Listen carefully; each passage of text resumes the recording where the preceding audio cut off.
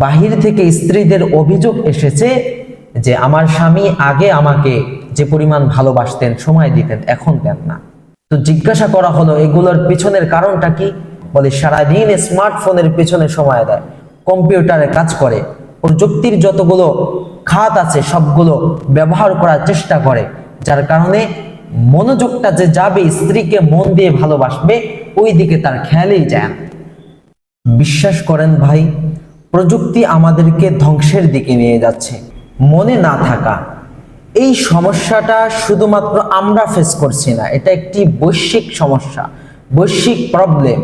একটা বিষয় চিন্তা করেন যে 2 রাকাত নামাজ এটা পড়তে কতক্ষণ সময় লাগে?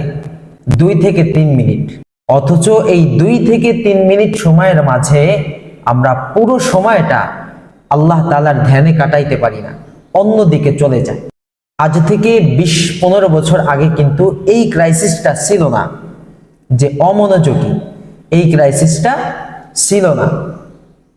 কিন্তু এখন দেখা গিয়েছে আমরা যা দেখি, আমরা যা শুনি, আমরা যা বলি তার কিছুই মনে থাকে না। এটা কেন?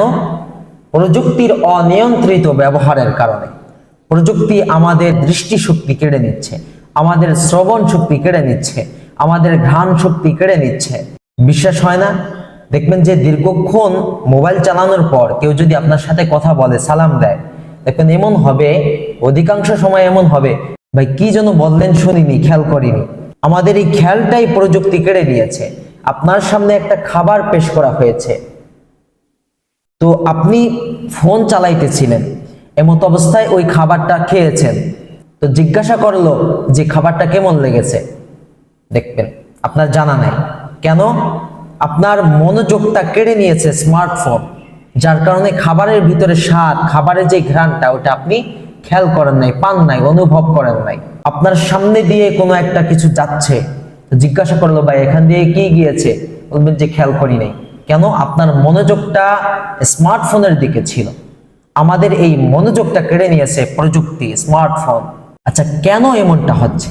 দেখেন, যেই জিনিসটা আপনি চালাচ্ছেন, যে স্মার্টফোন আপনি চালাচ্ছেন, সকাল থেকে সন্ধ্যা পর্যন্ত আপনি চালাচ্ছেন, ফেসবুক, ইউটিউব, সামাজিক যোগাযোগ মাধ্যমে সময় দিচ্ছেন, ওটার কোনো শেষ নাই। আপনি ফেসবুক টিপতেছেন, তো টান দিবেন, দেখবেন যে নতুন কোনো জিনিস আসতেছে অথবা অপেক্ষায় আছে যে আসবে। তো যেই জিনিসটা আসবে, কি আসবে কেউ যদি জিজ্ঞাসা করে যে এখন কি দেখবেন বা কি আসবে, আপনি বলতে পারবেন না। তো যেই জিনিসের উত্তর আপনার জানা নাই সেটার পেছনে আপনি অনর্থক দৌড়াচ্ছেন, তাহলে তো আপনার জেহেন কমে যাবে, মেধা কমে যাবে।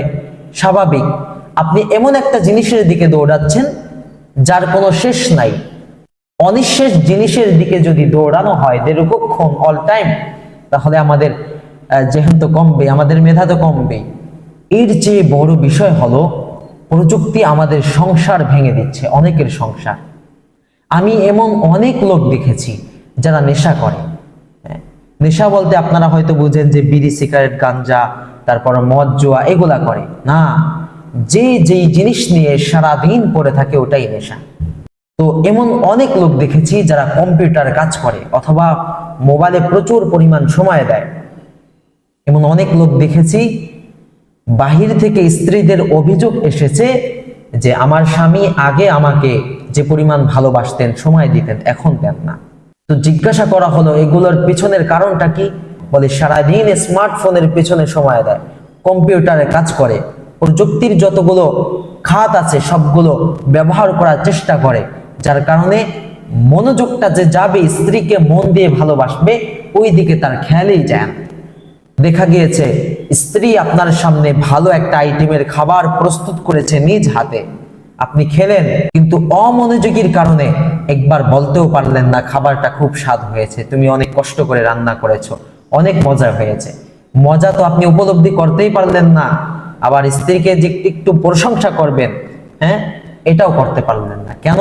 প্রযুক্তির অনিয়ন্ত্রিত ব্যবহারের কারণে। এজন্য ফিরে আসতে হবে এ থেকে।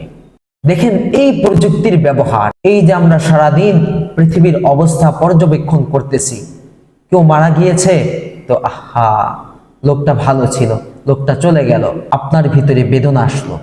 কোনো একটা কিছু হয়েছে, আপনার দেখে ভালো লাগলো, আনন্দিত হলেন, এটা শুধুমাত্র সাময়িক বেদনা, সাময়িক আনন্দ, এর বাইরে অন্য কিছু না। আপনার মনোযোগ কোন দিকে? প্রযুক্তির অনিয়ন্ত্রিত ব্যবহার বলতে কি বোঝায়? একটা প্রশ্ন থাকে না? তো এই প্রশ্নের উত্তর হলো, দেখেন, আপনি সোশ্যাল মিডিয়া ইউজ করছেন নাকি সোশ্যাল মিডিয়া আপনাকে ইউজ করছে? আপনি প্রযুক্তি ব্যবহার করছেন নাকি প্রযুক্তি আপনাকে ব্যবহার করছে? যদি আপনি ব্যবহার করে থাকেন তাহলে আপনার জেহেন, আপনার মেধা আপনার নিয়ন্ত্রণে থাকবে।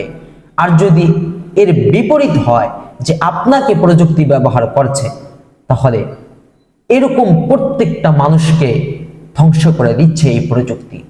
ইবাদতের মধ্যে স্বাদ পেতে হলে, নামাজে মনোযোগ ফিরিয়ে আনতে হলে আপনাকে অবশ্যই স্মার্টফোনের ব্যবহার নিয়ন্ত্রণের মাঝে নিয়ে আসতে হবে। আল্লাহ আমাদের সকলকে তৌফিক দান করুন।